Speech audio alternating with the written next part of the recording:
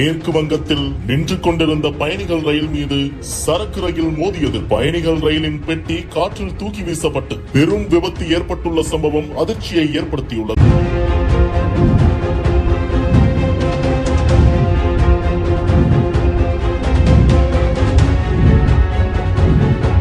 தற்போது வரை இந்த விபத்தில் 4 பேர் உயிரிழந்திருக்கலாம் என்ற தகவல் வெளியாகியுள்ளது. சோகத்தை ஏற்படுத்தியுள்ளது. மேற்கு வங்க மாநிலத்தில் நின்று கொண்டிருந்த கஞ்சன்ஜங்கா எக்ஸ்பிரஸ் மீது வேகமாக வந்த சரக்கு ரயில் மோதியதில் விபத்து ஏற்பட்டுள்ளது. குறிப்பாக நியூ ஜல்பைகுரி ரயில் நிலையத்திலிருந்து சில்டா செல்லும் வழியில் சிலிகுரியை கடந்த பிறகு ரங்கவாணி நிலையம் அருகே இந்த மோதல் ஏற்பட்டுள்ளதாக முதற்கட்ட தகவல்கள் தெரிவிக்கின்றன. குறிப்பாக ரயிலின் பின்பகுதியில் உள்ள 3 பெட்டிகள் இதனால் கடுமையாக சேதமடைந்துள்ளதாகவும் தற்போது வரை 5 பயணிகள் உயிரிழந்திருக்கலாம் என்ற தகவல் வெளியாகியுள்ளது. இந்நிலையில் விபத்து நடைபெற்ற இடத்திலிருந்து வரும் காட்சிகள் ஒரு ரயிலின் மீது இன்னொரு ரயில் விபத்தில் சிக்கி டபுள் டக்கர் பேருந்து போல் நிற்கும் காட்சிகள் காண்போர் மனதை பதபதைக்க வைக்கும் விதமாக அமைந்துள்ளது.